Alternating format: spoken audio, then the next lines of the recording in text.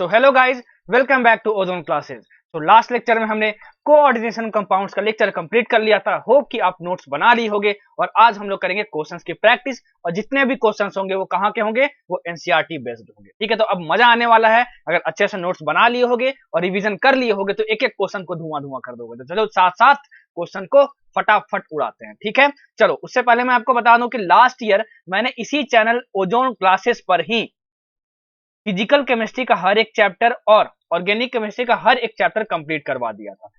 इसी channel ozone Classes पे आपको chemistry one shot lecture from Ozone Classes नाम की एक प्लेलिस्ट मिल जाएगी। उसमें देखो जीओसी 1 पार्ट 1 पार्ट 2 पार्ट 3 आइसोनिज हाइड्रोकार्बन एमीन्स फिजिकल केमिस्ट्री का सॉलिड स्टेट सॉल्यूशन इक्विलिब्रियम हर एक चैप्टर कवर करवा दिया था। तो अगर नहीं देखे हो तो प्लीज उसको जाके देखो क्योंकि नीट 2021 के लिए भी वो बहुत ज्यादा बेनिफिशियल रहने वाला है। ठीक है, और मैंने इलेक्ट्रोकेमिस्ट्री नहीं करवाई थी लास्ट ईयर, तो वो मैं करवा दूंगा। थोड़ा सा सब्र रखो यार, थोड़ा सा सब्र रखो। एक्चुअली मेरा लैपटॉप थोड़ा ज्यादा पुराना हो गया है तो वो बीच बीच में खराब हो जाता है कभी कभार, तो रिपेयरिंग के लिए भेजता हूँ। लॉकडाउन वगैरह भी चल रहा है तो कभी कभार डिले हो जाता है ठीक करवाने में, तो बात को समझो। ठीक है, चलो तो स्टार्ट करते हैं फर्स्ट क्वेश्चन से। पहला क्वेश्चन आपका कोऑर्डिनेशन कंपाउंड का बहुत बेहतरीन क्वेश्चन है। और क्वेश्चन बनाना यहाँ आपका मकसद नहीं होना चाहिए, आप देखो कि सर क्वेश्चन को अप्रोच कैसे करते हैं। सबसे पहले वो फिजिक्स का क्वेश्चन हो या केमिस्ट्री का क्वेश्चन हो, सबसे पहले क्वेश्चन को अच्छे से पढ़ना है, फिर सोचना है कि कौन से कॉन्सेप्ट को मैं लिंक कर सकता हूं और फिर देखना मैं कैसे अप्रोच कर रहा हूं। अप्रोच सीखना। ठीक है, चलो क्वेश्चन नंबर आपका 1 हमारा ये रहा। क्वेश्चन को पढ़ते हैं। When AgNO3 is added to a solution of CONH3 whole 5Cl3, AgNO3 को इसके साथ मिला रहे हैं। ठीक है, the precipitate of AgCl shows 2 ionizable chloride ions. This means that sir ने बताया था कि वर्नर साइंटिस्ट ने ऐसा कुछ किया था कि कोबाल्ट के जो भी तुम्हारे पास कॉम्प्लेक्स बने थे उसको उसने AgNO3 के साथ रिएक्ट करवाया था और उन्होंने बताया था कि कितने आयनाइजेबल Cl मतलब क्लोराइड आयंस हैं। तो उन्होंने बताया था, वर्नर ने बताया था कि उतने ही आयनाइजेबल क्लोराइड आयंस होंगे, उतने ही आयनाइजेबल क्लोराइड आयंस होंगे जो कि बड़े वाले ब्रैकेट के बाहर हो। याद करो मैं लेक्चर में बताया था, बड़े वाले ब्रैकेट के बाहर हो, और जो बड़े वाले ब्रैकेट के बाहर होते हैं वही प्राइमरी वैलेंसी को क्या करते हैं, शो करते हैं। प्राइमरी वैलेंसी को क्या शो करते हैं। ठीक है, तो ऑप्शन हम लोग देखते हैं। ठीक है, तो जितने आयनाइजेबल क्लोराइड आयंस है यहाँ पे टोटल 3 है। टोटल आयनाइजेबल इसमें कितने हैं, 2 ही हैं। इसका मतलब क्या हुआ कि एक जो क्लोरीन इसमें से होगा वो क्या होगा, अंदर होगा। मतलब इसका जो फॉर्मूला होगा ना वो इस तरीके से होगा, CONH3 होल 5Cl। ठीक है, और यहां पे हो जाएगा प्लस और यहां हो जाएगा +2Cl माइनस, +2Cl माइनस। ठीक है, यहां पे हो जाएगा +2। ठीक है, ऐसा कुछ हो जाएगा इसका फॉर्मूला।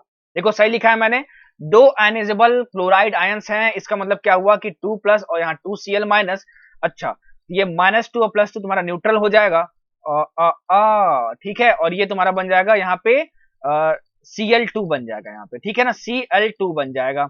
अच्छा, Cl2 बन जाएगा। मतलब ये फॉर्मूला कैसे हुआ, CONH3 होल 5Cl और यहाँ पे हुआ क्या तुम्हारे पास है Cl2, और यही तुम्हारा क्या है, प्राइमरी वैलेंसी को शो करता है। निगेटिव आयंस क्या करती हैं, प्राइमरी वैलेंसी को शो करती हैं। यहाँ पे हमको क्या मिला, 2 chlorine atom satisfy primary valency and 1 secondary valency. Secondary valency मतलब क्या, जो ब्रैकेट के अंदर हो। ये क्लोरीन अंदर है और 2 क्लोरीन तुम्हारा बाहर है, तो option A will be correct है। समझ में आया बच्चों कैसे बनाते हैं 2 आयनाइजेबल क्लोराइड आयंस। तो सर ने बताया था कि वर्नर ने बताया था, ठीक है, वर्नर ने बताया था कि जो क्लोराइड आयंस आयनाइजेबल होंगे वो क्या होंगे, बड़े वाले ब्रैकेट के बाहर होंगे। इसलिए इसका फॉर्मूला कुछ क्या हो जाएगा, ऐसा हो जाएगा। जब इसको तोड़ेंगे तो कुछ ऐसा बनेगा, इसलिए हमको 2 आयनाइजेबल आयंस मिलेंगे और यही तुम्हारे क्या होगा, प्राइमरी वैलेंसी को शो करेगा। और जो नहीं टूटा वो क्या करेगा, सेकेंडरी वैलेंसी को शो करेगा। तो टोटल यहाँ पे 3 था, 2 आयनाइजेबल हो गए तो that satisfy primary valency and जो एक बच गया वो दैट सेटिस्फाई सेकेंडरी वैलेंसी। तो option A will be correct है। समझ में आया। चलो बढ़ते हैं आगे नेक्स्ट क्वेश्चन की ओर। और नेक्स्ट क्वेश्चन रहा आपके सामने, ये एकदम झमाझम उड़ा दो एकदम भाई। ठीक है, एकदम झमाझम उड़ा दो, मतलब ये सब क्वेश्चन तो तुरंत बन जाना चाहिए। देखते हैं क्वेश्चन क्या बोल रहा है। The oxidation state of chromium Cr in CrNH3 4Cl2+। अरे सर ने बताया था कि जिसका ऑक्सीडेशन स्टेट निकालना होता है उसको मान लेते हैं X, तो यहाँ पे X मान लिया, तो तुम्हारा X प्लस क्या हो जाएगा NH3। सर NH3 तो न्यूट्रल लिगेंड होता है, मतलब उसमें चार्ज कितना होगा, 0 होगा, ठीक है, तो +0 × 4, क्योंकि यहाँ पे NH3 कितना है तुम्हारे पास, 4 है। क्लोरीन, सर क्लोरीन के पास -1 चार्ज होता है, ये हो जाएगा +-1 × क्लोरीन कितना है तुम्हारे पास, 2 है, ठीक है, इज इक्वल टू बड़का वाला ब्रैकेट के ऊपर में जो चार्ज होगा मतलब +1। इसका मतलब क्या हुआ कि यहाँ पे x + 0 -2 इज इक्वल टू +1, मतलब x की वैल्यू आ जाएगी तुम्हारे पास +3, मतलब option D will be correct. इतना इजी क्वेश्चन आता है, फटाक से 4 नंबर, ठीक है। चलो अब बढ़ते हैं आगे, ठीक है। तुम्हें अपना बना लिया, कौन कौन ये गाना सुना हुआ? अरे सर कुछ और लाइन तो गाओ, मुझे तो बस इतना ही आता है। The coordination number and the oxidation state of the element E in the complex is, जहां पे जो En है वो क्या है तुम्हारा, इथिलीन डाइअमीन है। कोऑर्डिनेशन नंबर और ऑक्सीडेशन स्टेट फाइंड करना है। अच्छा, और कोऑर्डिनेशन नंबर मतलब होता है, सर ने बताया था, नंबर ऑफ लिगेंड नहीं होता है, वो क्या होता है, number of donor atoms. Number of donor atoms जो कि लोन पेयर को डोनेट करेंगे, वो होता है क्या, वो क्या होता है, कोऑर्डिनेशन नंबर। यहाँ पे एटम्स लिखा हुआ है।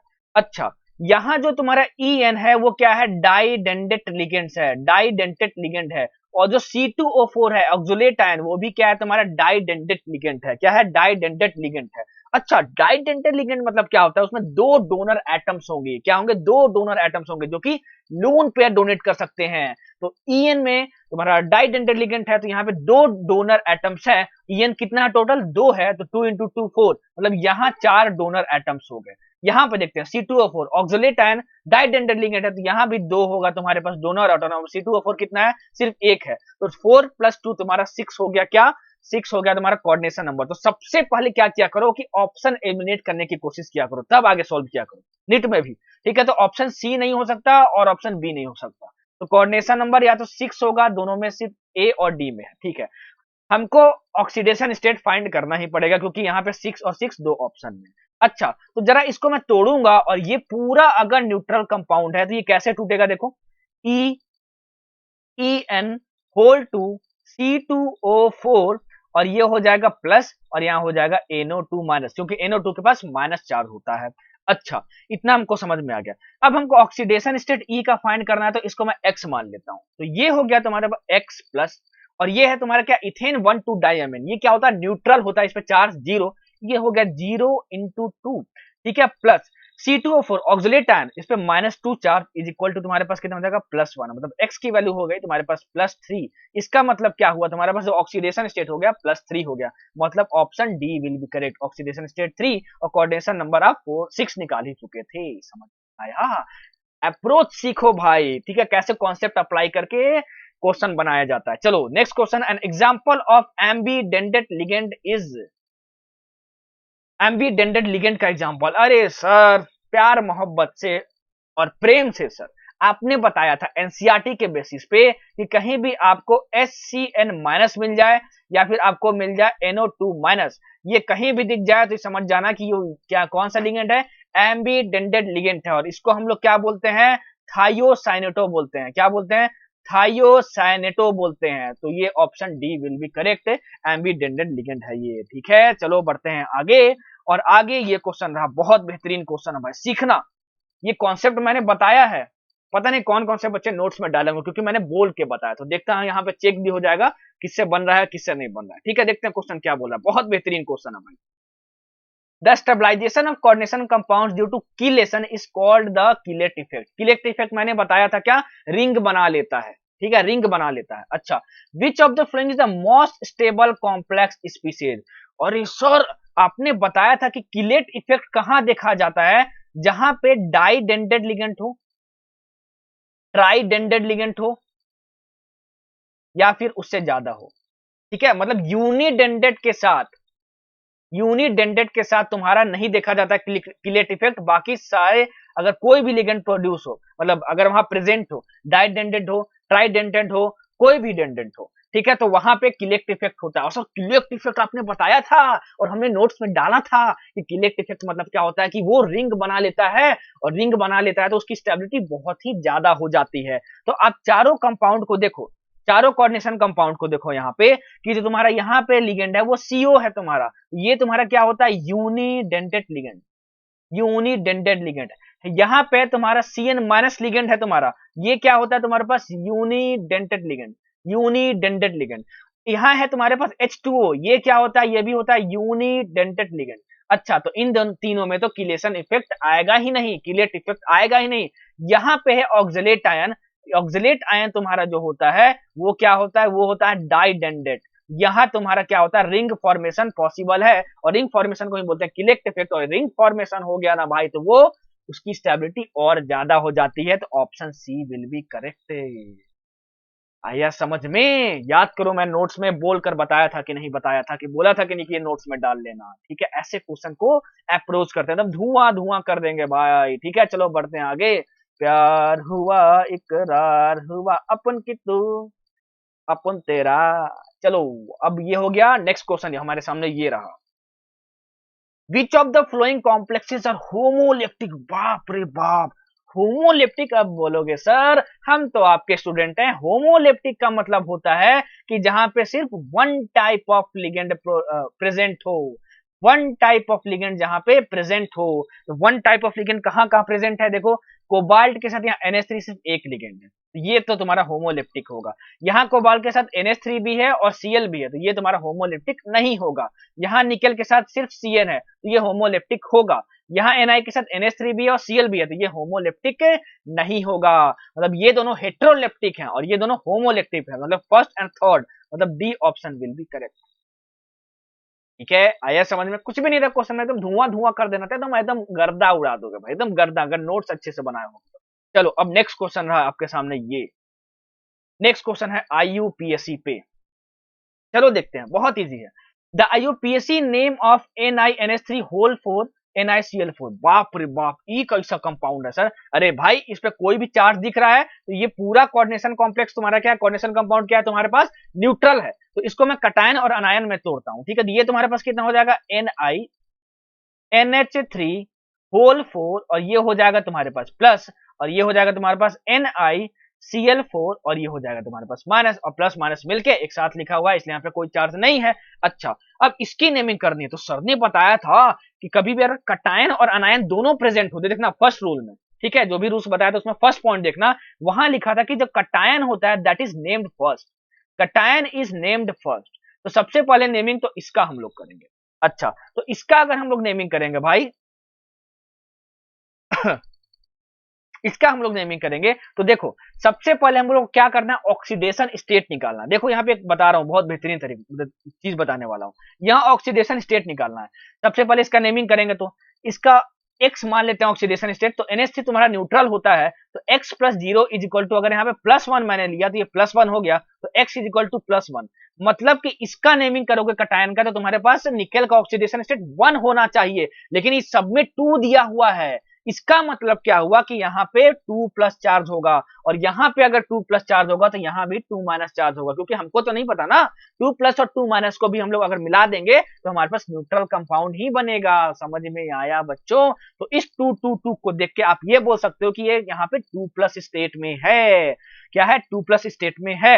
अच्छा, ये तो हमको समझ में आ गया, 2 प्लस स्टेट में है। सबसे पहले इसकी नेमिंग करते हैं, तो इसकी नेमिंग करेंगे तो यहाँ पे सिर्फ और सिर्फ एक लिगेंड है। क्या है? सिर्फ एक लिगेंड है, NH3 है, और इसको हम लोग क्या बोलते हैं, एमीन बोलते हैं भाई। क्या बोलते हैं? एमीन बोलते हैं भाई। और यहाँ 4 है, मतलब टेट्रा एमीन। तो ये तुम्हारा कितना हो जाएगा, टेट्रा एमीन। और कटायन के जब नेमिंग करते हैं, जब कटायन का नेमिंग करते हैं, मतलब जिसपे प्लस चार्ज हो, तो जो मेटल होता है उस मेटल का जो एलिमेंट में नाम होता है सिंपली हम वही लिख लेते हैं। तो टेट्रा एमीन निकेल 2, इतना हो गया हमारा। ठीक है, अच्छा अब इसका नेमिंग करना होगा। अच्छा, तो इसमें अगर तुम इसका ऑक्सीडेशन स्टेट निकालोगे, देखो निकेल का, तो तुम्हारे पास कितना हो जाएगा, x माइनस 4 Cl का इज इक्वल टू -2। तो ये हो जाएगा तुम्हारे पास x इज इक्वल टू +2। इसका मतलब क्या हुआ कि ये भी +2 ऑक्सीडेशन स्टेट में है। अच्छा, Cl को हम लोग क्या बोलते हैं, क्लोरो बोलते हैं। क्या बोलते हैं? क्लोरा। और यहाँ पे क्या है, क्लोरो बोलते हैं। और यहाँ पे क्या है, 4 है। तो ये तुम्हारा क्या हो जाएगा, टेट्राक्लोरो, ठीक है। अच्छा, और यहां पे तुम्हारा क्या होगा, जब अनायन के साथ तुम्हारे पास अनायन का जब तुम नेमिंग करते हो तो जब वहां मेटल लिखेंगे तो मेटल के आगे हम लोग ATE लगा देते हैं। क्या लगा देते हैं, ATE लगा देते हैं। रूल अच्छे से खोल के देखो, ये हो जाएगा तुम्हारा निकेलेट। क्या हो जाएगा तुम्हारे पास, निकेलेट। और कितना तुम्हारा ऑक्सीडेशन स्टेट आया इसमें, +2 आया, तो ये तुम्हारे पास 2 हो गया। मतलब कि टेट्राएमीन निकेल 2, टेट्राकोलो क्लोरो निकेलेट। तो तुम्हारा किसमें है, देखो शायद ऑप्शन सी में है, टेट्राएमीन निकेल 2 टेट्राक्लोरो निकेलेट, ठीक है। मतलब कि ये तुम्हारा सही हो गया। समझे बच्चों, समझ में आया। देखो इसको पूरा सॉल्व करने की जरूरत नहीं थी। अगर नीट में बैठे होते तो आप क्या करते, सिंपली दोनों में ऑक्सीडेशन स्टेट निकालते। सबसे पहले तो ऑक्सीडेशन स्टेट निकालना तो बहुत इजी है, दोनों में +2 आया, +2 आया, मतलब कि ऑप्शन डी तो नहीं है, हो सकता है। देखो, और आपको ये पता है कि जब अनायन का अगर आप नेमिंग कर रहे हो तो यहाँ पे लास्ट में क्या होना चाहिए, निकेलेट होना चाहिए, ठीक है। निकल के बाद क्या लगाओगे, ATE लगाओगे, तो ऑप्शन डी तो कट ही चुका था, ठीक है। और बाकी 3 ऑप्शन बचा और सिर्फ सी ऑप्शन में ही निकेलेट है, तो option c will be correct. कुछ लिखने की जरूरत ही नहीं थी भाई, ऐसे नेट में सॉल्व करना, समझे। चलो बढ़ते हैं आगे नेक्स्ट क्वेश्चन की ओर। अगेन फिर से हमारा क्वेश्चन जो है वो IUPAC नोमेनक्लेचर पे ही है, ठीक है। चलो देखते हैं क्वेश्चन क्या है। As IUPAC nomenclature, as per IUPAC nomenclature, the name of the complex this। तो सबसे पहले तो मैं इसको तोड़ लेता हूं, तो ये तुम्हारे पास क्या हो जाएगा, COH2O होल 4, और ये हो जाएगा तुम्हारे पास NH3, और ये होल 2, और ये तुम्हारे पास कितना हो जाएगा, 3 प्लस चार्ज हो जाएगा, प्लस तुम्हारे पास 3Cl माइनस हो जाएगा, ठीक है। ऐसे टूट जाएगा। अच्छा, तो हमारे पास लास्ट में तो क्लोराइड होगा, हमको समझ में आ गया, तो लास्ट में क्लोराइड है, ठीक है। अच्छा, इसका हम लोग निकाल लेते हैं ऑक्सीडेशन स्टेट। तो H2O तुम्हारा न्यूट्रल लिगेंड है, NH3 भी तुम्हारा न्यूट्रल लिगेंड है, तो तुम्हारा जो CO का हो जाएगा ऑक्सीडेशन स्टेट हो जाएगा X + 0 + 0 = +3, मतलब X = +3 हो जाएगा। मतलब कि ऑप्शन सी तो हो ही नहीं सकता, क्योंकि यहाँ पे ऑक्सीडेशन स्टेट 2 है, ठीक है। इतना तो हमको समझ में आ गया। अच्छा, इतना तो हमको समझ में आ गया, ठीक है, कि सी नहीं हो सकता है। अच्छा, अब यहाँ 2 लिगेंड है, इसको हम लोग बोलते हैं एक्वा और इसको हम लोग बोलते हैं एमीन, ठीक है। तो कहीं भी अगर तुम्हारे पास 2 लिगेंड अगर प्रेजेंट हो तो सर ने बताया था कि उसको अल्फाबेटिकल ऑर्डर में लिखना है। तो ये देखो अल्फाबेटिकल ऑर्डर में ए तो सब में सबसे पहले सेम आया है, और एमीन एम पहले आता है क्यू के कंपैरिजन में, तो एमीन की नेमिंग पहले होगी। और एमीन कितना है तुम्हारे पास, 2 है। इसका मतलब क्या लिखेंगे, डाई एमीन लिखेंगे, डाई एमीन लिखेंगे। फिर क्या लिखेंगे, टेट्रा एक्वा, क्या लिखेंगे, डाई एमीन टेट्रा एक्वा। और ये तुम्हारे पास कटायन है, तो जो एलिमेंट का नाम होगा वही लिख देंगे, टेट्रा एक्वा कोबाल्ट। और कितना ऑक्सीडेशन स्टेट है तुम्हारा, ऑक्सीडेशन स्टेट 3 है तुम्हारे पास, 3, और लास्ट में क्या, Cl- मतलब chloride. Diamine, diamine tetra aqua cobalt 3 chloride, बिल्कुल ऑप्शन डी। यहाँ तो टेट्रा एक्वा है, यहाँ पे टेट्रा एक्वा है, तो ये तो तुम्हारा होगा ही नहीं, क्योंकि पहले क्या होना चाहिए तुम्हारे पास, टेट्रा डाईएमीन होना चाहिए, ठीक है। तो option D will be correct. अब बढ़ते हैं आगे। चलो ये क्वेश्चन देखते हैं भाई कौन बनाता है, ठीक है। ये क्वेश्चन बहुत बेहतरीन क्वेश्चन है, ठीक है। बच्चे एकदम पगला जाएंगे, अब ज्योमेट्रिकल आइसोमर कैसे बनाए, लेकिन जो मेरे बच्चे होंगे बोलेंगे, अरे सर आपने कितना प्यार मोहब्बत से एक टेबल बताया था। The number of geometrical isomers for this compound is. अब कोचिंग में एकदम पढ़ाएगा, ई स्ट्रक्चर बनाओ, ई स्ट्रक्चर बनाओ, कुछ नहीं बनाना है भाई, मैंने तुमको पढ़ाया था मैंने तुमको। ये देखो कंपाउंड कैसा है, मेटल M, ये है A2 और ये B2, मतलब MA2B2 फॉर्म में ये कंपाउंड है। तो मैंने बताया था तुम्हें कि MA2B2 कंपाउंड जो तुम्हारा होता है उसमें कितने ज्योमेट्रिकल आइसोमर्स होते हैं, 2 होते हैं। तो option A will be correct, फटाक से याद रखना, बहुत ज्यादा इजी था। याद है कि भूल गए, बताया था ना भाई, कट करके एक टेबल में बहुत बेहतरीन तरीके से, कुछ ड्रॉ करने की जरूरत नहीं है। तो MA2B2 टाइप के 2 ज्योमेट्रिकल आइसोमर्स होते हैं, option A will be correct, घबराना ही नहीं है। अब बढ़ते हैं आगे। विच of the flowing compound shows optical isomerism. बाप रे बाप सर, अब हमको स्ट्रक्चर बना के देखना होगा। आप बोलोगे अभी जिंदा हूं तो सर खुद से बना लेने दो, ठीक है। चलो बनाओ भाई, गर्दा गर्दा उड़ा दो। सर आपने बताया था कि ऑप्टिकल आइसोमेरिज्म में आप 3 केसेस याद रखना, एक MAA3 कंपाउंड शो करता है, एक तुम्हारा शो करता है MAA B2C2 शो करता है, और तुम्हारा करता है MAA2BC, ये शो करता है। ये तीनों मैंने बोला था कि तुम याद रख लेना बहुत अच्छे तरीके से, MAA2BC, MAAB2C2, ठीक है। 2 2 4 6 6 और यहाँ पे 6 2 4 5 6 बिल्कुल सही। ये तीनों मैंने आपको याद रखने को बोला था। देखो इसमें से कौन सा टाइप प्रेजेंट है, ठीक है। मुझे ये दिख रहा है, देखो ऑप्शन बी दिख रहा है, M डबल ए होल 3 ये प्रेजेंट है। डबल ए एक साथ ब्रैकेट में लिखा हो तो सर ने क्या बोला था, वो क्या होना चाहिए, वो डाइडेंटेड लिगेंड होना चाहिए, वो डाइडेंटेड लिगेंड होना चाहिए। तो देखो यहाँ पे C2O4 है तुम्हारे पास, ये तुम्हारा क्या होता है, ऑक्जेलेट आयन होता है। तो ऑक्जेलेट आयन तुम्हारा क्या है, डाइडेंटेड लिगेंड होता है। क्या होता है, डाइडेंटेड लिगेंड होता है। तो option B will be correct. यहाँ क्रोमियम क्या है, M है, और यहाँ तुम्हारा क्या है, डबल ए होल 3। तो कुछ देखना ही नहीं है भाई, इन तीनों में से इस टाइप का तुमको कोऑर्डिनेशन कंपाउंड ढूंढना है, तो बस देख लो, बस ऑप्शन बी तुम्हारा सही है। तो option B will be correct, option B will be correct. देखो ये तुम्हारा किस टाइप का है, MA4 टाइप का। ये तुम्हारा क्या है, MA4 टाइप का। ये देखो तुम्हारा क्या है, MA6 टाइप का। इन तीनों में किसी मैच कर रहा है क्या, नहीं कर रहा है, बस ये मैच कर रहा है। तो option B will be correct. Isomerism का क्वेश्चन एकदम धुआं धुआं कर दोगे अब, ठीक है। चलो अब देखते हैं नेक्स्ट क्वेश्चन। बाप रे बाप कैसा दिख रहा है सर, आप बोलोगे सर आप चिंता मत करो, आप बैठे रहो सर, अभी आपसे पहले हम एक क्वेश्चन उड़ा देते हैं। देखिए सर एकदम बूम से उड़ा देते हैं क्वेश्चन को। क्वेश्चन क्या बोल रहा है कि CONH3 whole 5 NO2Cl2 and CONH3 whole 5 ONOCl2 are related to each other as. Sir ने बताया था लेक्चर में, हमें सिखाया था सर ने कि सबसे पहले पहचानना कि लिंकेज आइसोमेरिज्म पॉसिबल है कि नहीं। और लिंकेज आइसोमेरिज्म का मतलब क्या होता है कि जहां पे एम्बिडेंटेड लिगेंड हो। तो हमको यहाँ सर NO2 दिख रहा है, NO2 दिख गया सर, NO2 मतलब NO2 माइनस आयन, और जहां पे NO2 माइनस आयन होता है वो एम्बिडेंटेड लिगेंड होता है। और यहाँ दिख भी रहा है कि एक बार में क्या करता है, वो एक बार नाइट्रोजन से मतलब नाइट्रोजन से बॉन्ड बनाता है और एक बार ऑक्सीजन से बनाता है। तो यहाँ पे ONO दिख भी रहा है, इसका मतलब क्या कि यहाँ पे लिंकेज आइसोमेरिज्म होगा। तो ये दोनों क्या हैं, लिंकेज आइसोमर्स हैं, मतलब कि option c will be correct. आया समझ में? अरे बच्चों मुझे पता है आप सभी बहुत तेज हो, बस मेहनत करो यार, विश्वास रख के।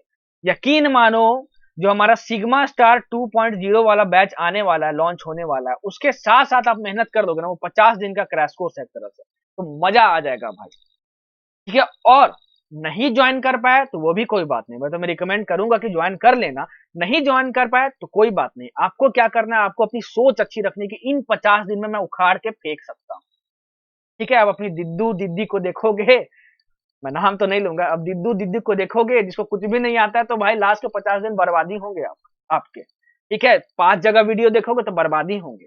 मैं बस इतना बोलता हूँ, कोई ऑथेंटिक टीचर से पढ़ो, किसी भी चैनल पे पढ़ो, बस स्टिक होके पढ़ो। ये नहीं कि 4-4 5-5 वीडियो देख रहे हैं, हर दिन मोटिवेशन का वीडियो आ रहा है, हर दिन मोटिवेशन देख रहे हैं, भाई तो कुछ नहीं होगा। वो मुझे पता है। देखो भाई बुरा मत मानना, 10,000 सीट होती है, 10,000 सारी गवर्नमेंट कॉलेजेस सब कुछ मिला दो तो टोटल सीट, और बच्चे लगभग कितने देते हैं, शायद 10 से 12 लाख बच्चे नीट का एग्जाम देते हैं, और होता इतने लोग का है। मानता हूं चलो कि इसमें 50,000 बच्चे जो होते हैं वो जेन्युइनली ट्राई करते हैं, चलो अधिक से अधिक मान लेता हूं 1 लाख बच्चे, बाकी 11 लाख का क्यों नहीं होता है, सिर्फ इसीलिए नहीं होता। हर दिन मोटिवेशन देखेंगे और दीदू दीदी को देखेंगे, इसको देखेंगे, दीदू और दीदी को देखेंगे, तो क्या होगा भाई, इन्हीं 11 लाख में रह जाओगे। मैं नहीं बोलता कि मुझसे पढ़ो, किसी भी टीचर से पढ़ो, ऑथेंटिक टीचर से पढ़ो जो सच में पढ़ाता हो, जिसको सच में नॉलेज हो, और स्टिक होके पढ़ो। अगर उससे पढ़ रहे हो तो पूरा सीरीज उसको देखो, लेकिन पढ़ाई करो यार। आप डॉक्टर बनोगे, मुझे क्या मिलेगा बताओ, मुझे क्या मिलेगा, मुझे कुछ भी नहीं मिलने वाला, ठीक है। आपको नेम एंड फेम मिलेगा, आप डॉक्टर बनोगे, आपको MBBS की डिग्री मिलेगी। तो ये सोच के मेहनत करो ना यार कि 50 दिन अगर एकदम कबाड़ दिए तो मुझे नेम फेम मिलेगा, I will be a doctor. मेरे मम्मी पापा बहुत खुश हो जाएंगे, पूरे एकदम पूरे मतलब कॉलोनी वगैरह में एकदम हल्ला मच जाएगा, अरे बच्चा उसका MBBS निकाल दिया। क्या खुशी होगी जब रिजल्ट डिस्प्ले होगा आपके स्क्रीन पे। मेहनत करो, अच्छी मेंटालिटी रखो, अच्छी सोच रखो कि मैं कर सकता हूँ, मैं कर सकती हूँ, मैं गर्दा उड़ा दूंगी, मैं गर्दा उड़ा दूंगा। कर लोगे भाई, कर लोगे। अच्छी सोच रखो पहले यार कि मैं कर सकता हूँ, क्योंकि अगर आप प्रिपरेशन कर भी लिए और लास्ट में अगर आपको अब खुद पे विश्वास नहीं है तो आपका परफॉर्मेंस भी अच्छा नहीं होने वाला है। तो खुद पर प्लीज विश्वास रखो, ये चीज आपको लाइफ में आगे भी काम देगी, ठीक है। चलो बढ़ते हैं आगे नेक्स्ट क्वेश्चन की ओर। अरे सर इतना मोटिवेट कर दिया, अब तो एकदम देखो सर धुआं धुआं करते हैं, एकदम धुआं धुआं। आपसे पहले कर देंगे सर। देखो क्वेश्चन क्या बोल रहा है, which of the flowing pairs represent linkage isomer. Sir linkage isomers अभी आपने बताया कि कहीं भी आपको HCN माइनस आयन दिख जाए या फिर NO2 माइनस आयन दिख जाए, वहां पे क्या होता है, लिंकेज आइसोमेरिज्म पॉसिबल होता है। तो कहीं दिख रहा है क्या, हाँ, ऑप्शन ए में दिख रहा है, देखो NCS या फिर SCN, देखो SCN तुम्हारा दिख गया। इसका मतलब क्या हुआ कि ये दोनों तुम्हारे क्या होंगे, लिंकेज आइसोमर्स होंगे। आया समझ में? चलो बढ़ते हैं आगे, इस क्वेश्चन में कुछ भी नहीं था। अब बढ़ते हैं आगे और ये देखते हैं विच of the following complex ion has geometrical isomers. Geometrical isomers इसमें से किसके पास होते हैं? तो देखो यहां पे तुम्हारे पास क्या है भाई, ये है तुम्हारा MAA3 टाइप का, तो ये तो तुम्हारा ऑप्टिकल आइसोमेरिज्म में शो करेगा, ठीक है। अब ये तुम्हारा दिखता है, देखो MAA2 और ये B4, ऐसा दिख रहा है। डबल ए किसके लिए है? EN के लिए है, डाइडेंडेट लिगेंड के लिए। ये देखो MA5B और ये देखो यहाँ पे MAA2 और B2, MAA2B2 और डबल ए किसके लिए लिख रहा हूं? डाइडेंडेट लिगेंड के लिए, EN के लिए लिख रहा हूं। और ये B2 सर आपने बताया था ज्योमेट्रिकल आइसोमेरिज्म में, जब ऑक्टाहेड्रल आप कॉम्प्लेक्स पढ़ा रहे थे तो उसमें बताए थे MAA2B2 टाइप जो है वो ज्योमेट्रिकल आइसोमेरिज्म में शो करता है। तो option B will be correct. समझ में आया समझ में भाई? ठीक है, इसीलिए मैं वो पेपर रटवाया था आपको, ठीक है, और समझाया भी था कि कैसे याद रखना है, क्योंकि आइसोमेरिज्म का आपसे क्वेश्चन ही नहीं बनता है, और बस उसको थोड़ा सा बस आप याद कर लोगे तो एकदम गर्दा उड़ा दोगे, तो नीट में क्वेश्चन आएगा। तो बस option B will be correct. आपको बस टाइप ढूंढना है और बस टिक मार देना है, ठीक है, टाइप ढूंढना है और टिक मार देना है। चलो बढ़ते हैं आगे नेक्स्ट क्वेश्चन की ओर। नेक्स्ट क्वेश्चन देखते हैं ये, Which of the following complex will show geometrical as well as optical isomer? ठीक है सर, अभी आपने बताया कि MAA2B2 जो तुम्हारा होता है वो ज्योमेट्रिकल आइसोमेरिज्म में शो करता है। तो देखो ये तुम्हारा क्या है, MAA2B2 ज्योमेट्रिकल आइसोमेरिज्म में शो करता है। और अभी देखो ऑप्टिकल आइसोमेरिज्म में, देखो ऑप्टिकल आइसोमेरिज्म से देखो यहां पे MAA2BC या फिर MAA2 और B2 ये भी तुम्हारा शो करता है। नोट्स में देखना पलट के, मैंने लिखवाया है। तो देखो ये दोनों जो तुम्हारे होते हैं MAA2B2, यहां पे तुम्हारा ऑप्टिकल आइसोमेरिज्म शो कर रहा है, और यहां पे देखो MAA2B2 ये तुम्हारा क्या शो करता है, ये तुम्हारा ऑप्टिकल ज्योमेट्रिकल भी करता है। देखो यहाँ पे MAA2B2 ज्योमेट्रिकल भी करता है, मतलब कि तुम्हारा MAA2B2 जो तुम्हारा होता है वो ऑप्टिकल आइसोमेरिज्म में भी शो करेगा, और क्या शो करेगा, आइसोमेरिज्म, और क्या शो करेगा, as well as geometrical isomerism भी शो करेगा। देखो मैं ज्योमेट्रिकल आइसोमेरिज्म में और ऑप्टिकल आइसोमेरिज्म में ये फॉर्मूला मैंने सेम लिखवाया है, देख लो अच्छे से नोट्स पलट के, आपको कॉमन मिलेगा दोनों में। तो option D will be correct. ये पूछा जाता है कि बताओ geometrical and as well as optical isomerism कौन सा शो करेगा इसमें से, तो हमेशा यही वाला कंपाउंड ढूंढना, MAA2B2। डबल ए मतलब क्या, डाइडेंडेट लिगेंड। यहाँ पे देखो डाइडेंडेट लिगेंड है EN, इथेन 1,2 डाइएमिन, क्या होता है वो, डाइडेंडेट लिगेंड होता है। तो समझ में आया, option D will be correct. अब बढ़ते हैं आगे, विच of the following type of isomerism is given is shown by given complex compound. बहुत बेहतरीन क्वेश्चन है ये, बहुत सुंदर क्वेश्चन, बहुत प्यारा क्वेश्चन। अगर ये क्वेश्चन आप बना दिए ना तो मान जाऊंगा भाई कि सही में मतलब आपका कॉन्सेप्ट बहुत तगड़ा है, बहुत कॉन्सेप्ट तगड़ा है तुम्हारा, बहुत कॉन्सेप्ट तगड़ा है। देखो ऑप्शन देखो, यहाँ पे फेशियल लिखा हुआ है, मेरिडिनल लिखा हुआ है और सिस लिखा हुआ है। इसका मतलब हमको समझ में आना चाहिए कि सर ने फेशियल एंड मेरिडिनल आइसोमेरिज्म एक टाइप के कंपाउंड में बताया था जो MA3 और B3 टाइप का होता है। इसमें क्या होता है, फेशियल आइसोमेरिज्म पॉसिबल होता है या फिर होता है मेरिडिनल आइसोमेरिज्म। अच्छा, फेशियल सिस फॉर्म शो करता है इसका, और ये ट्रांसफॉर्म शो करता है। ठीक है, इतना हमको समझ में आ गया। याद रखना भाई, याद रखना, कभी भी ये तुम्हारा ये वाला जो पोजीशन है, देखो ये ऑक्टाहेड्रल शेप दिख रहा है कि नहीं आपको, ये देखो 1 2 3 4 यहाँ पे, पांचवा यहाँ पे, छठवा यहाँ पे, ये तुमको ऑक्टाहेड्रल शेप दिख रहा है। MA3B3 टाइप है तो तुम्हारा ऑक्टाहेड्रल शेप है।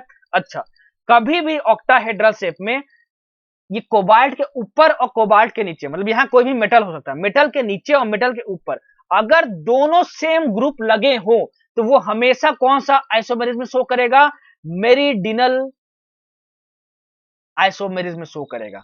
और अगर यहां पे NH3 होता और यहां पे NO2 होता, यहाँ पे NH3 होता और यहाँ पे NO2 होता, मतलब दोनों अलग अलग होते, ठीक है ना, तो तुम्हारा वो क्या होता, फेशियल आइसोमेरिज्म शो करता है। अरे सर आपने बता तो दिया कि Ma3B3 तुम्हारा शो करता है फेशियल और मेरिडियनल, सर ये Ma3B3 है भी क्या? देखो NO2 NO2 NO2 तीन है तुम्हारे पास, NH3 NH3 NH3 तीन है तुम्हारे पास, और मेटल तुम्हारे पास ये हो गया, मतलब Ma3B3 टाइप का ऑलरेडी ये तुम्हारे पास कॉम्प्लेक्स है। और मेरिडियनल कब शो करेगा, जब ये दोनों ग्रुप यहाँ पे मेटल के ऊपर नीचे सेम होंगे, अगर डिफरेंट हो गए तो फेशियल आइसोमेरिज्म वो शो करेगा। तो option B will be correct. बहुत बेहतरीन क्वेश्चन था।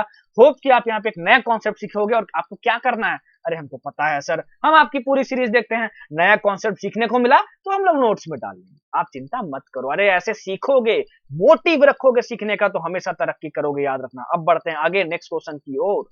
चलो नेक्स्ट क्वेश्चन रहा आपके सामने ये, which of one of the following cyano complexes would exhibit the lowest value of paramagnetic behaviour. Lowest value of paramagnetic behaviour, अच्छा लोएस्ट वैल्यू निकालना है, तो हम लोग को मैग्नेटिक बिहेवियर की वैल्यू कैसे निकालते हैं हम लोग, under root n into n plus two Bohr magneton, इस फॉर्मूले से निकालते हैं हम लोग वैल्यूज किसकी, मैग्नेटिक बिहेवियर्स की। अच्छा ये जिसकी सबसे ज्यादा होगी वो क्या होगा, उसका सबसे ज्यादा अच्छा बिहेवियर होगा, पैरामैग्नेटिक बिहेवियर होगा।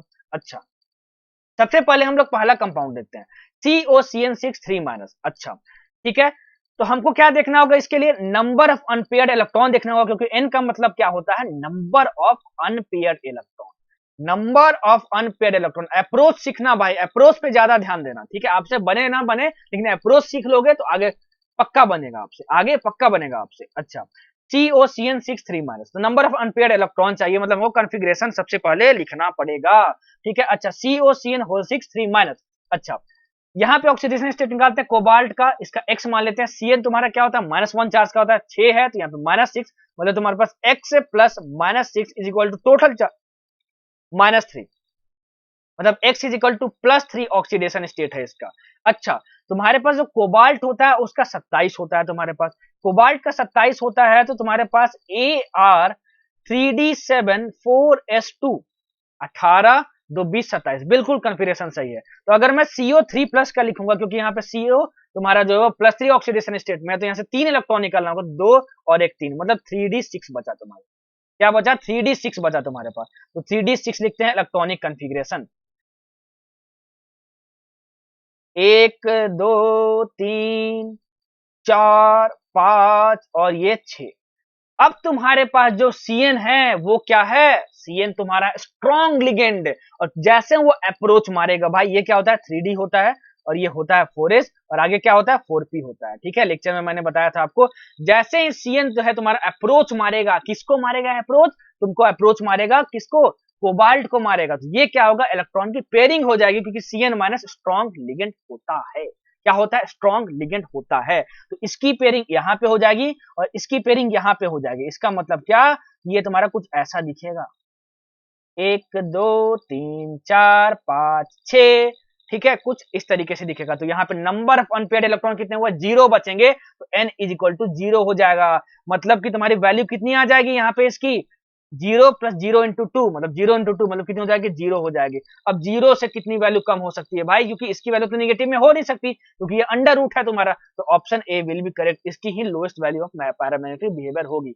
आप इसका खुद से निकाल कर देखो, ठीक है ना, आपकी 0 से ज्यादा ही आएगी, क्योंकि जो लोएस्ट वैल्यू उसकी पॉसिबल हो सकती है वो 0 हो सकती है, नेगेटिव नहीं हो सकता, क्योंकि ऑलरेडी अंडर रूट में है। समझ नहीं आया, ऐसे क्वेश्चन को अप्रोच मारते हैं। ये तीनों आप निकाल के देखो, 0 से ज्यादा ही आएगा इसका मैग्नेटिक बिहेवियर। आप क्या करना, तीनों में क्या लिखना, अनपेयर्ड इलेक्ट्रॉन निकाल लेना, और जो अनपेयर्ड इलेक्ट्रॉन आएगा उसमें रख देना n की वैल्यू उसमें, ठीक है। और पैरामैग्नेटिक बिहेवियर निकालने की कोशिश करना कि उसकी वैल्यू कितनी आती है, किसमें आती है, बैर मैग्नेट्रॉन में आती है, वो 0 से ज्यादा ही आएगी। इसमें क्या सही होगा, option A will be correct. आपसे लोएस्ट वैल्यू पूछा था, ठीक है। अब बढ़ते हैं आगे नेक्स्ट क्वेश्चन की ओर। नेक्स्ट क्वेश्चन है आपके सामने ये,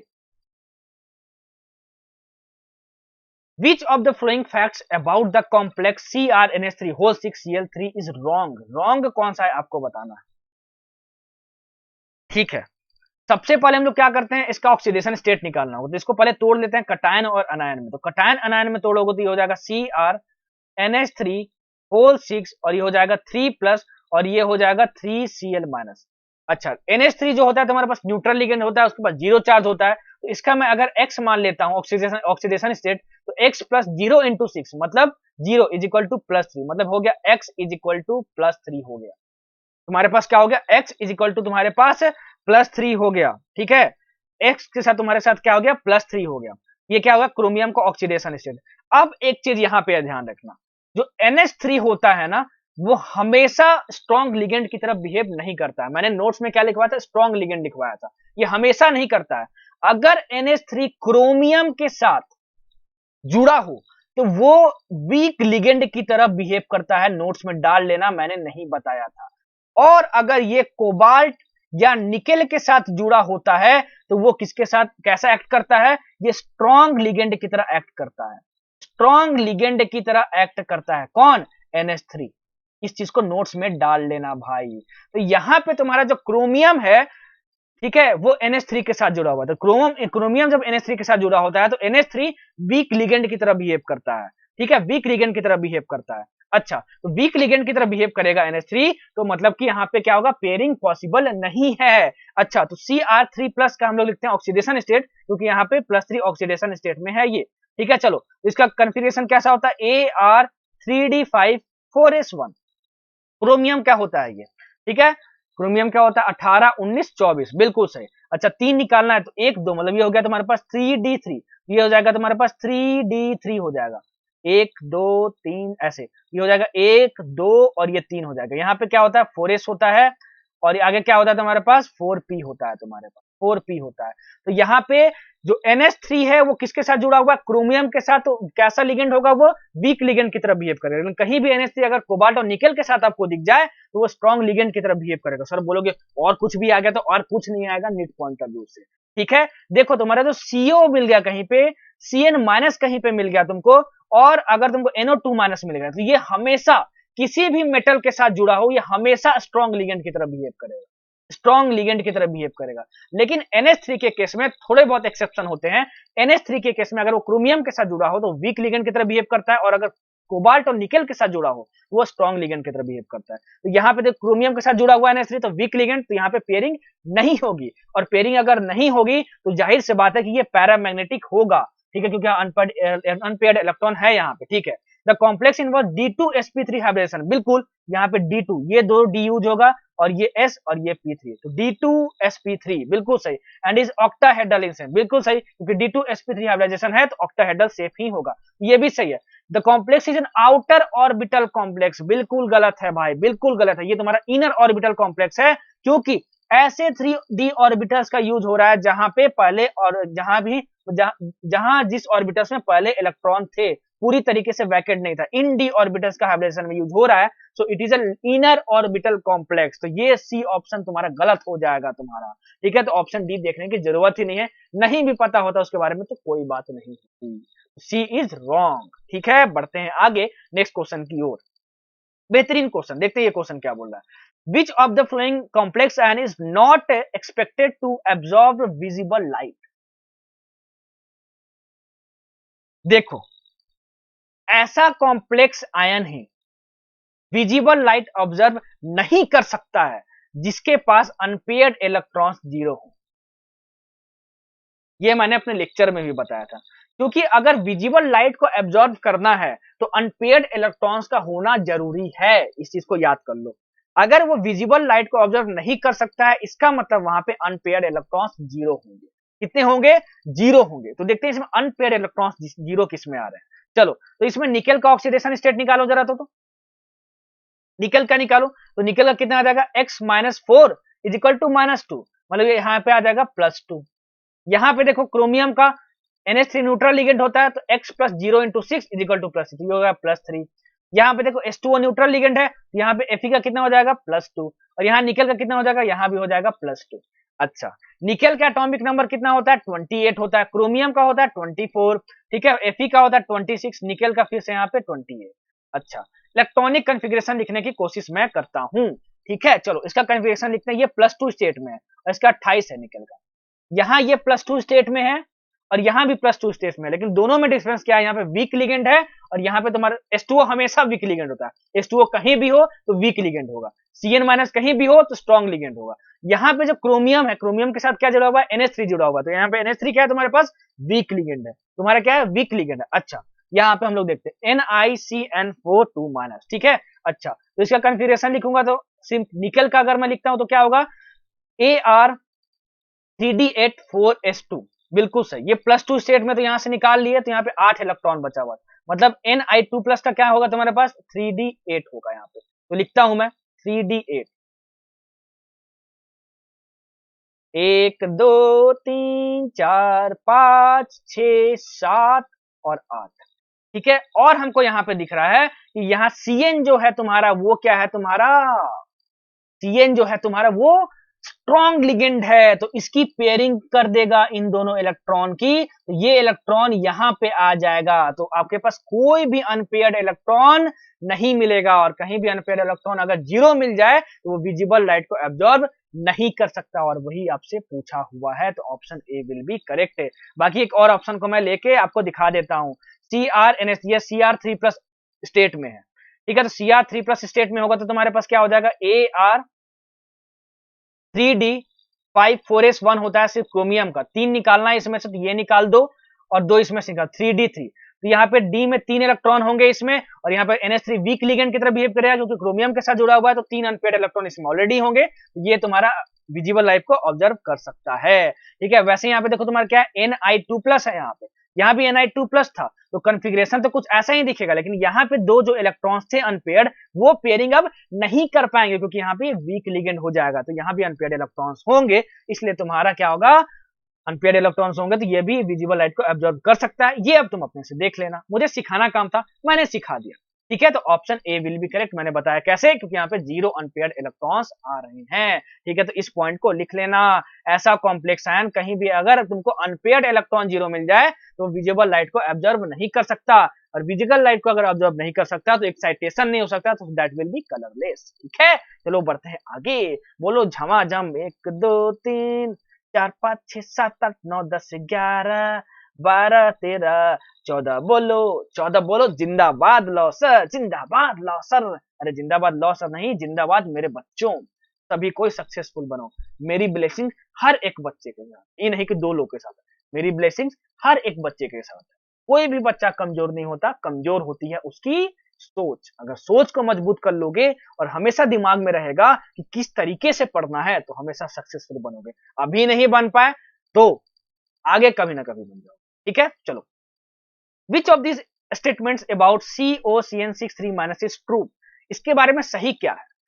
अच्छा, आपको अनपेयर्ड इलेक्ट्रॉन बताना है, बताना कैसा है इसका लो स्पिन कॉन्फ़िगरेशन है कि हाई स्पिन कॉन्फ़िगरेशन। अच्छा, यहां पे अगर मैं कोबाल्ट का ऑक्सीडेशन स्टेट X मान लूं तो X-6 इज इक्वल टू मैं -3 लिखूंगा, -3 टोटल पे चार्ज है, Cn के पास कितना होता है, -1 चार्ज होता है, तो -1 × 6 -6 हो गया, यहाँ पे X इज इक्वल टू +3, मतलब कोबाल्ट का तुम्हारे पास +3 ऑक्सीडेशन स्टेट पॉसिबल है। यहाँ पे कोबाल्ट का तुम्हारा ऑक्सीडेशन नंबर के सॉरी कोबाल्ट का तुम्हारा जो एटॉमिक नंबर होता है वो कितना होता है, 27 होता है, ठीक है। तो इसका लिखेंगे कॉन्फ़िगरेशन, तो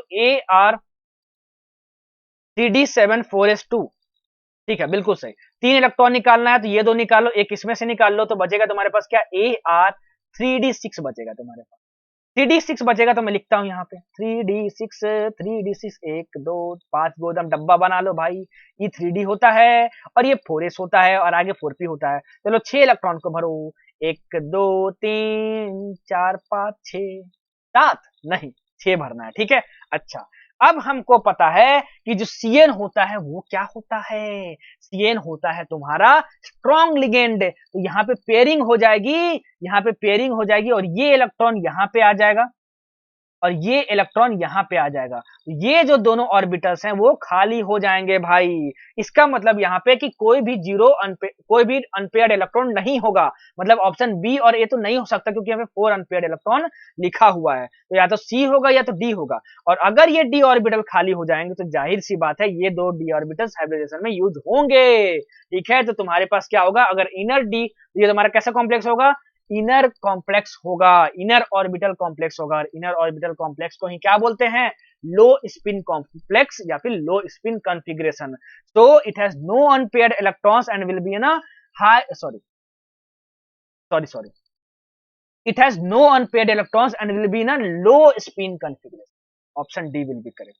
अगर आउटर ऑर्बिटल कॉम्प्लेक्स बनता, मतलब आउटर डी ऑर्बिटल्स अगर यूज होते, तो वो तुम्हारा क्या होता, हाई स्पिन कॉम्प्लेक्स होता। क्या होता तुम्हारे पास, हाई स्पिन कॉम्प्लेक्स होता, मतलब आउटर ऑर्बिटल कॉम्प्लेक्स होता। ठीक है, चलो इनर डी ऑर्बिटल्स यूज हुए, मतलब तुम्हारा क्या, लो स्पिन कॉम्प्लेक्स। ठीक है, बिल्कुल सही, option D will be correct. अब बढ़ते हैं आगे नेक्स्ट क्वेश्चन की ओर। Which of the following has a square planar structure. Square planar structure का मतलब ये होता है सर कि जहां पे हमारे पास DsP2 हाइब्रिडाइजेशन हो, DsP2 बोल लो या फिर sp2d बोल लो, दोनों का मतलब सेम हुआ ना भाई। डी पहले यहां पे बस लिख दिए हैं, तो इसमें कहीं भी अगर sp2d हाइब्रिडाइजेशन मिल गया तो समझ जाना वो क्या है, स्क्वायर प्लेनर शेप है। तो सबसे पहले मैं ऑप्शन ए को देखता हूं। क्या देखता हूं मैं, सबसे पहले ऑप्शन ए को देखता हूं। यहाँ पे निकल का ऑक्सीडेशन स्टेट निकालो। यहाँ पे तुम्हारा सीओ है तुम्हारे पास, तो ये क्या होता है, इसका सीओ तुम्हारा न्यूट्रल होता है, इसका जीरो चार्ज, टोटल पे पास क्या चार्ज कितना जीरो है, तो तुम्हारे पास x plus zero equal to zero, मतलब ए ऑप्शन देख रहा हूँ, ए ऑप्शन देख रहा हूँ, तो यहाँ पे x इक्वल टू जीरो आया, मतलब निकल का जो ऑक्सीडेशन स्टेट है वो क्या है, जीरो है। निकल का तुम्हारे पास एटॉमिक नंबर होता है 28, इसका कन्फिग्रेशन क्या हो जाएगा, AR3D8 4s2। अच्छा, कोई भी तुमको इलेक्ट्रॉन नहीं निकालना है, कोई भी इलेक्ट्रॉन तुमको नहीं निकालना है इसमें से, क्योंकि ये ऑलरेडी जीरो स्टेट में है। तो एक दो पास दो बॉक्स बना लो 3D, और यहाँ बना लो 4s, ठीक है, और यहाँ बना लो 4p।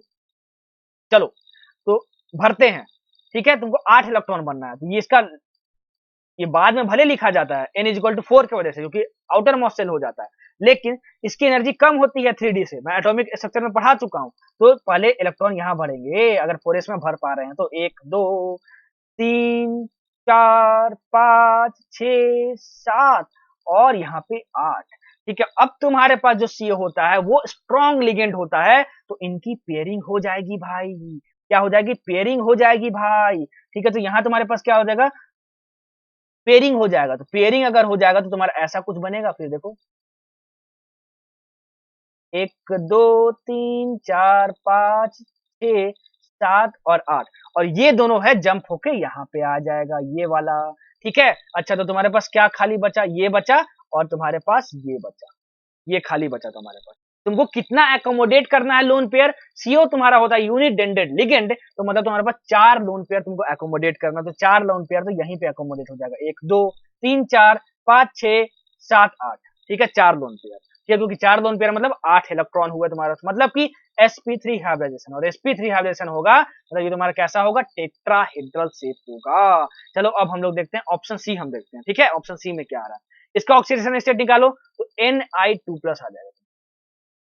ठीक है, x माइनस 4 इजिकल टू -2, तो तुम्हारे पास +2 ऑक्सीडेशन स्टेट आ जाएगा तुम्हारे पास। मतलब अब तुमको 2 इलेक्ट्रॉन यहां से निकालने होंगे, तो 3D8 कॉन्फ़िगरेशन होगा तुम्हारे पास। 3D8 कॉन्फ़िगरेशन मतलब तुम्हारे पास क्या हुआ कि सिर्फ इतना तुम्हारे पास रहेगा,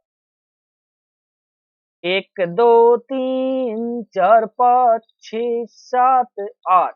ठीक है, अच्छा इतना हमको समझ में आ गया। और यहाँ पे तुम्हारे पास क्या होगा, यहाँ पे होगा 4s, और यहाँ तुम्हारे के पास क्या होगा, 4p होगा। अब यहाँ कोई इलेक्ट्रॉन नहीं आएगा क्योंकि ये 2 इलेक्ट्रॉन आप ऑलरेडी निकाल चुके हो। ठीक है, समझ में आया। ठीक है, अच्छा अब Cn जो होता है तुम्हारे पास स्ट्रॉन्ग लिगेंड होता है, तो ये जो है इलेक्ट्रॉन इसके साथ पेयरिंग कर लेगा, तो ये वैकेंट हो जाएगा। ये क्या है, तुम्हारे पास 3D है, तो अगर तुम्हारे पास 3D का वैकेंट अगर तुम्हारे पास अवेलेबल होता है तो उसको हम लोग हाइब्रिडाइजेशन में यूज करते हैं। सब कुछ मैंने नोट्स में लिखवाया, अपने लेक्चर में बोल के बताया है। ठीक है, तो D और S, और यहाँ पे तुम्हारे पास क्या हो गया, यहाँ पे 3 होते हैं sp के। तो देखते हैं मुझे कितने की जरूरत है। सबसे पहले यहाँ पे हमको 4 लोन पेयर भरना है, मतलब 8 इलेक्ट्रॉन भरना है, तो हम 2 यहाँ भर देंगे जो खाली होगा, 2 यहाँ 2 यहाँ 2 यहाँ पे और 2 यहाँ पे, तो 2 2 4 2 6 2 8, तो हमारे पास इतने से ही काम बन जा रहा है। मतलब D और एक S और 2 यहाँ पे 2 P यूज होगा, मतलब sp2d। मतलब ये तुम्हारा जो होगा वो स्क्वायर प्लेनर स्ट्रक्चर होगा। बाकी ये दोनों आप निकाल के देखो, आपके लिए होमवर्क है कि ये कैसा स्ट्रक्चर होता है। मुझे सिखाना काम था, मैंने सिखा दिया।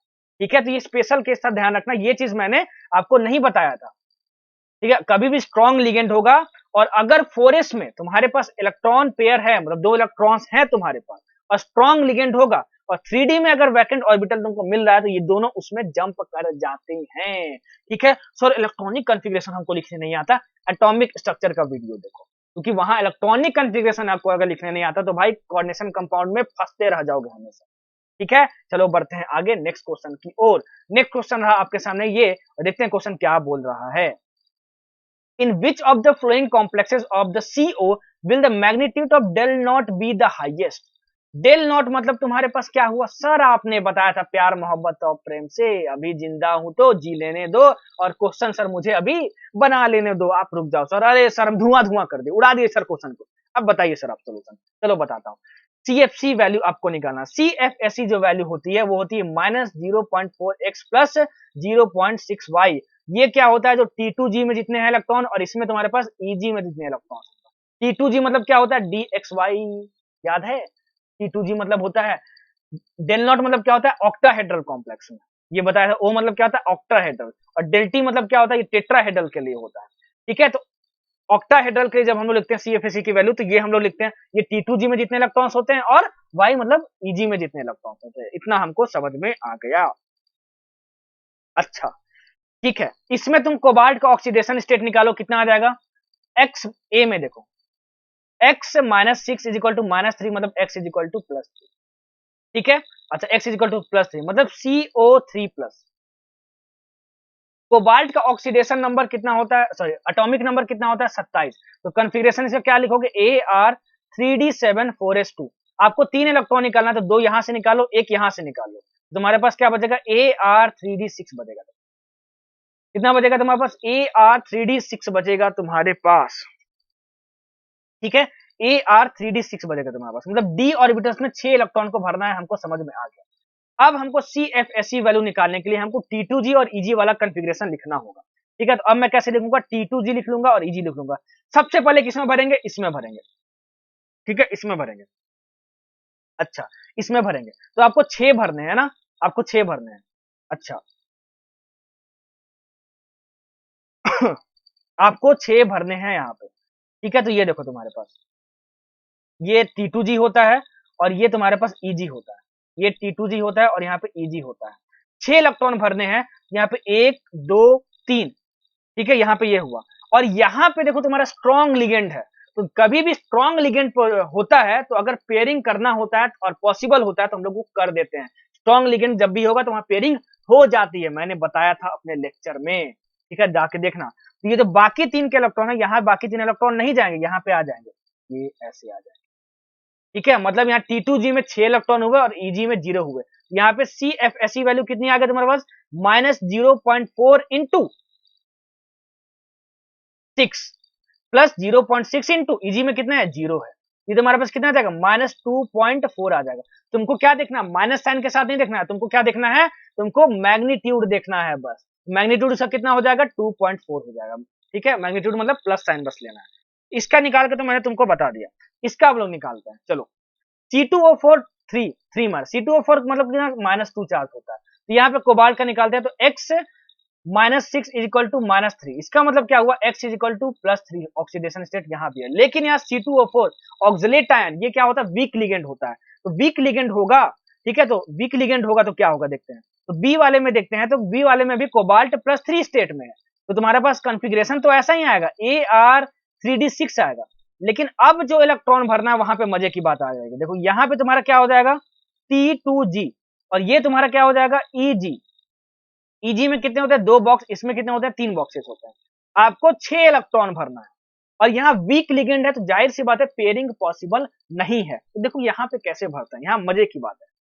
सबसे पहले तो लोअर में भरेंगे, तो 1 2 3। ठीक है, यहाँ सीखोगे एक चीज देखना। अब आपको 3 इलेक्ट्रॉन और भरना है, और यहाँ पे पेयरिंग नहीं होने वाला सर ने बताया, क्योंकि यहाँ पे वीक लिगेंड है। तो ठीक है, तो चौथा और पांचवा इलेक्ट्रॉन यहाँ पे आ जाएगा। सुनना, चौथा और पांचवा इलेक्ट्रॉन यहाँ पे आ जाएगा, सर ने बताया था, क्योंकि यहाँ पे पेयरिंग पॉसिबल नहीं है। अब छठवां इलेक्ट्रॉन भरना है, तो छठवां इलेक्ट्रॉन अगर तुमको भरना है, तो अगर तुम छठवां इसमें भरोगे तो यहाँ भी पेयरिंग होगा, और छठवां T2G में भरोगे तो इसमें भी यहाँ पे पेयरिंग होगा। तो कहां ज्यादा भरना फेवरेबल होगा, जहां पे लो और लो एनर्जी ऑर्बिटल्स हो। लिख लेना भाई, तो छठवां इलेक्ट्रॉन अब यहां पर आ जाएगा। अगर सिर्फ 5 इलेक्ट्रॉन्स होते और वीक लिगेंड होता तो 1 2 3 और 4 और 5 यहाँ पे भर दे, ठीक है। लेकिन छठवां इलेक्ट्रॉन जो है, तो अब छठवें इलेक्ट्रॉन को भरने के लिए अब वीक लिगेंड है तो पेयरिंग अब करनी ही पड़ेगी, चाहे ईजी में भरो चाहे T2G में भरो। तो हम लोग कहां भरते हैं, लो एनर्जी ऑर्बिटल में, और लो एनर्जी ऑर्बिटल कौन सा है, T2G है, ठीक है। समझ में आया, मतलब कि यहाँ पे T2G में कितने इलेक्ट्रॉन्स हो गए, x = 4 हो गए, और यहाँ पे कितना तुम्हारे पास होगा, Eg में 2 हो गए, तो y = 2 हो गए तुम्हारे पास। तो इसके लिए CFSE वैल्यू निकालोगे तो तुम्हारे पास कितना हो जाएगा भाई, ये हो जाएगा -0.4 × 4 प्लस 0.6 × 2, ठीक है। तो ये तुम्हारे पास आ जाएगा कितना, देखो ये हो जाएगा -1.6 प्लस 1.2 मतलब -0.4।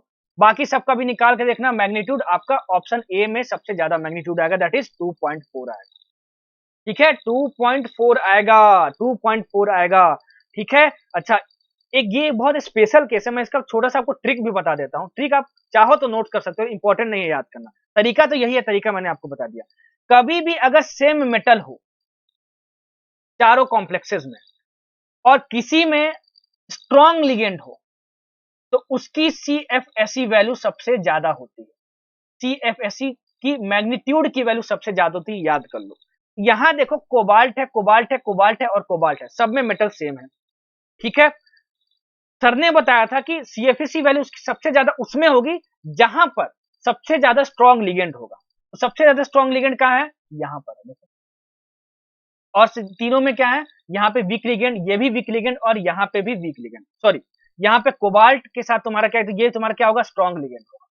कोबाल्ट और निकल के साथ मैंने तुमको क्या बताया, NH3 स्ट्रॉन्ग लिगेंड होता है, यहाँ भी स्ट्रॉन्ग लिगेंड, यहाँ भी स्ट्रॉन्ग लिगेंड, ये वीक लिगेंड है और ये भी वीक लिगेंड है तुम्हारा, ठीक है। ये वीक लिगेंड है और ये भी वीक लिगेंड है, तो बी और सी तो नहीं हो सकता, आपको ए और डी में बस आपको चेक करना होगा, ठीक है। तो फिर आपको फिर इसी मेथड से आना ही पड़ेगा, तो ये मेथड ही आपका तरीका है, होप कि आप समझ गए होगे, ये नया पॉइंट आप सीखे होंगे, इसको जरूर नोट्स में डाल लेना कि छठवां इलेक्ट्रॉन कहां भरेंगे, ठीक है। चलो बढ़ते हैं आगे नेक्स्ट क्वेश्चन की ओर, ठीक है। नेक्स्ट क्वेश्चन रहा आपके सामने ये,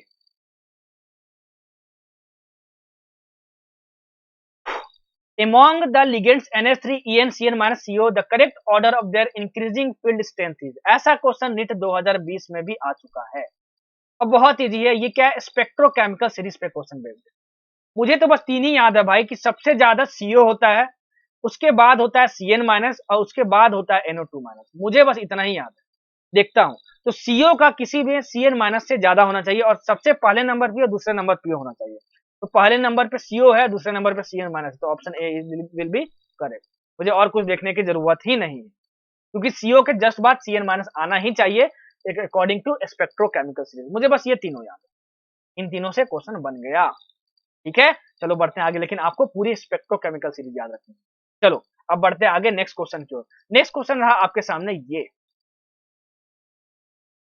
इसमें सब में प्लस लिख लेना भाई, प्लस प्लस प्लस, ये प्लस होगा सब जगह, ठीक है। अच्छा, the crystal field splitting energy for octahedral and tetrahedral complexes is related है।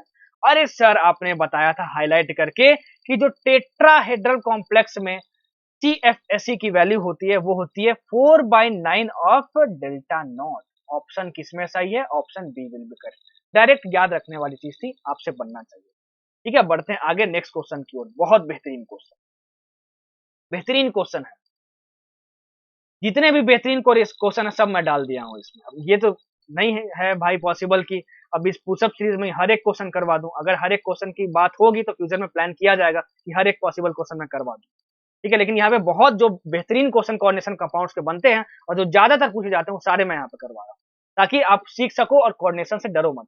याद रखना, नोट्स के साथ साथ अगर मेरा पुशअप सीरीज देख लिया ना भाई कोऑर्डिनेशन का, तो एकदम डर मिट जाएगा पूरा, ठीक है। चलो अब देखते हैं, if magnetic movement of this is 5 point इतना, predict the number of electron. तो हमको पता है कि मैग्नेटिक मूवमेंट निकालने का तरीका होता है √n+2। ये कितना वैल्यू दिया है, 5.9 बोर मैग्नेट्रॉन दिया है। आपको n की वैल्यू बतानी है कि नंबर ऑफ अनपेयर्ड इलेक्ट्रॉन्स कितने होंगे, यही आपको बताना है, नंबर ऑफ अनपेयर्ड इलेक्ट्रॉन्स कितने होंगे, ठीक है। नंबर ऑफ अनपेयर्ड इलेक्ट्रॉन्स यहाँ पर होगा, नंबर ऑफ अनपेयर्ड इलेक्ट्रॉन्स कितने होंगे आपको बताना है। चलो तो सबसे पहले हम लोग देखते हैं यहाँ पे मैंगनीज का तुम्हारा क्या ऑक्सीडेशन स्टेट कितना होता है। इसका x मान लेते हैं, Br के पास -1 चार्ज, तो -1 × 4 -4 इज इक्वल टू -2, मतलब यहाँ पे x इज इक्वल टू तुम्हारे पास आ गया +2 ऑक्सीडेशन स्टेट। मतलब यहाँ पे क्या है, Mn2 प्लस तुम्हारे पास ऑक्सीडेशन स्टेट है। हाँ बिल्कुल सही। तो Mn का तुम्हारा एटॉमिक नंबर कितना होता है, 25 होता है। तो मैं लिखता हूँ उसका कन्फिग्रेशन AR, ठीक है, और यहाँ पे 3D4S2 20 और यहाँ पे 5। हाँ बिल्कुल सही। अच्छा Mn2 प्लस, तो आउटर मोस्ट से निकालेंगे तो यहाँ से निकाल लिए, यह हुआ AR 3D5, ठीक है। 3D5 मतलब तुम्हारे पास क्या हुआ, 1 2 3 4 5 6, करो भाई, 1 2 3 4 5 6, नहीं बस 5 ही भरना है, 5 हो गया। अब तुम्हारा जो Br होता है वो वीक लिगेंड होता है, तो यहाँ पे पेयरिंग नहीं हो सकती, तो यहाँ पे टोटल 5 अनपेयर्ड इलेक्ट्रॉन्स होंगे, ठीक है। तो option D will be correct. और देखो तुम्हारे पास 5.9 बोर मैग्नेट्रॉन आया कि नहीं, देखो इसको सॉल्व करके ये हो जाएगा तुम्हारे पास √5 और 5 + 2, ये तुम्हारे पास कितना हो गया, 7 2 जा 7 सॉरी 7 5 जा 35। तो अगर तुम्हारे पास ये √36 होता तो इसकी वैल्यू 6 होती, तो 36 से एक कम है, तो 5.9 के करीब कुछ वैल्यू होगी, और वही तुम्हारे पास दी हुई है 5.9 बोर मैग्नेट्रॉन। तो option D will be correct. अच्छा क्वेश्चन था, ठीक है। बढ़ते हैं आगे नेक्स्ट क्वेश्चन की ओर। नेक्स्ट क्वेश्चन आपके सामने रहा ये, Which of the following does not have a metal carbon bond? Metal carbon bond जिसके पास होता है उसको क्या बोलते हैं, ऑर्गेनो मेटालिक कंपाउंड बोलते हैं। जिसके पास नहीं होता है उसको क्या बोलते हैं, कुछ नहीं बोलते हैं, मतलब कि that does not have a metal carbon bond, आपको बताना है। तो ये तो है तुम्हारे पास मेटल कार्बोनिल्स, और जो मेटल कार्बोनिल्स होते हैं वो ऑलरेडी ऑर्गेनो मेटालिक कंपाउंड होते हैं। इसका मतलब तुम्हारे पास क्या हुआ कि उसके पास मेटल कार्बन बॉन्ड होता है, तो ये होगा, ये है तुम्हारा ग्रिग्नार्ड रीजेंट RMgBr। देखो यहाँ पे Mg जो है वो मेटल है, और इस R के साथ, मतलब इस कार्बन के साथ, कार्बन चेन के साथ कनेक्टेड है, इसलिए यहाँ भी कार्बन मेटल बॉन्ड है तुम्हारे पास। तो ऑप्शन बी भी तुम्हारा क्या है, ऑर्गेनोमेटेलिक कंपाउंड है। यहाँ पे तुम देखो भाई एल्युमिनियम, एल्युमिनियम के साथ देखो ये ऐसे जुड़ा हुआ है OC2S5 OC2S5 और यहाँ पे OC2S5। तो Al के साथ ऑक्सीजन का बॉन्ड है, ना कि कार्बन का बॉन्ड है, तो यहाँ पे मेटल कार्बन बॉन्ड पॉसिबल नहीं है। तो option A will be correct, क्योंकि जहां पे नहीं है वही आपसे पूछा हुआ है, इस क्वेश्चन में तो कुछ था ही नहीं, ठीक है। यहाँ पे देखो प्लेटिनम के साथ डायरेक्ट जुड़ा हुआ है C2S4 और 3 Cl जुड़ा हुआ है, ठीक है। चलो तो option A will be correct, यहाँ पे मेटल कार्बन बॉन्ड नहीं है, प्रेजेंट है। आगे बढ़ते हैं। इन FCO5 द FeC बॉन्ड पॉसेज, ये हमारा एक मेटल कार्बोनिल है, ये हमारे पास एक मेटल कार्बोनिल है। तो मेटल कार्बोनिल के पास सिग्मा और पाई कैरेक्टर दोनों होता है, तो कुछ बस देखना ही है, नहीं है बस डी ऑप्शन करेक्ट मार देना है, both sigma and pi correct, कुछ भी नहीं है, बहुत इजी क्वेश्चन था। बढ़ते हैं आगे नेक्स्ट क्वेश्चन की ओर। ये क्वेश्चन देखते हैं भाई, किसने किसने याद किया है। मैंने बताया था कोऑर्डिनेशन कंपाउंड्स के यूजेस में, which one of the following coordination compounds is used to inhibit the growth of tumors? अरे भाई सर आपने बताया था कि जो प्लैटिनम बेस्ड कोऑर्डिनेशन कंपाउंड्स होते हैं उनको यूज किया जाता है ट्यूमर्स का ग्रोथ रोकने में, ठीक है। और इसका एक एग्जांपल आपने सर बताया था एनसीईआरटी के बेसिस पे, सिस्प्लैटिन।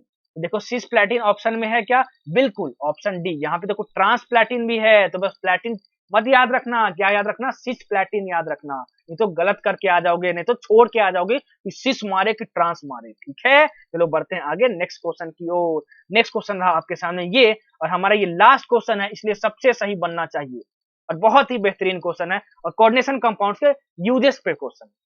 चलो, estimation of water hardness, sir ने बताया था कि एस्टिमेशन ऑफ वाटर हार्डनेस को एस्टिमेट करने के लिए कि वाटर कितना हार्ड है, उसके लिए हम लोग एक कोऑर्डिनेशन कॉम्प्लेक्स यूज करते हैं Na2EDTA। तो ऑप्शन में है क्या, हाँ बिल्कुल है, तो ए का तो आर होना चाहिए, तो बी नहीं हो सकता, क्योंकि यहाँ पे ए का पी है, ए हो सकता है, सी हो सकता है, डी हो सकता है।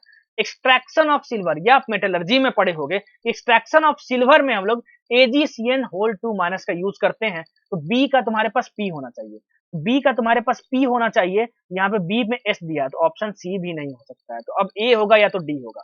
हाइड्रोजनेशन ऑफ एल्कीन्स में सर आपने बताया था विल्किंसन कैटलिस्ट हम लोग यूज करते हैं, विल्किंसन कैटलिस्ट हम लोग यूज करते हैं, और सर आपने बोला था कि इसका फॉर्मूला भी याद कर लेना, तो हमने तो याद कर लिया है सर। इसका फॉर्मूला होता है PH3P3 RHCl, मतलब तुम्हारा सी का एस होना चाहिए, तो सी का तो एस इसमें भी है और इसमें भी है, मतलब हमको डी देखना ही पड़ेगा।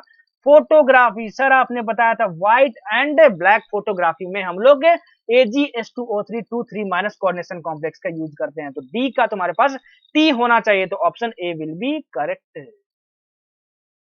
डी का तुम्हारा टी होना चाहिए, तो option A will be correct. ये तुम्हारा कंप्लीट हुआ, जितना भी बेस्ट क्वेश्चन पॉसिबल हो सकता था एनसीईआरटी से मैंने सब कुछ निकाल के यहाँ पे रख दिया। अगर आप नोट्स अच्छे से बनाए होगे, उसको अच्छे से रिवाइज किए होगे और ये प्रैक्टिस क्वेश्चंस अच्छे से कर लिए होगे और सीखने के मोटिव से देखे होगे और ये सीखे होगे कि सर ने कैसे अप्रोच किया और मैं कैसे नहीं कर पाता था और सीखे होगे, तो यकीन मानो इसके बाद अगर आप पीवाईक्यूज बनाते हो कोऑर्डिनेशन कंपाउंड का, तो ऑलमोस्ट आपसे 95% क्वेश्चन तो फर्स्ट अटेम्प्ट में ही बन जाएंगे। बाकी 5% हो सकता है आपसे सेकंड अटेम्प्ट में बने, क्योंकि कुछ कुछ क्वेश्चन टफ भी होते हैं, तो फर्स्ट अटेम्प्ट में या तो नहीं बनता है या फिर सोचने में टाइम लग जाता है। तो ठीक है, अब आपको क्या करना है, पीवाईक्यूज बना लेना है एंड देन तुम्हारा कोऑर्डिनेशन कंपाउंड डन। उसके बाद एक भी क्वेश्चन आपका नहीं अटकेगा। ठीक है, तो चलो, आपको अगर वीडियो पसंद आई, लेक्चर पसंद आई, तो लाइक कर देना सर के नाम पे। नहीं पसंद आई हो तो डिसलाइक कर देना।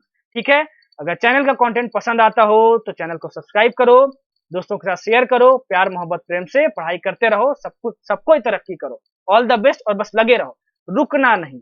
ठीक है, अगर रुकोगे नहीं, मेहनत करते रहोगे और इस 50 दिन में लगे रहोगे तो पक्का निट हो जाएगा। Tata bye bye, take care.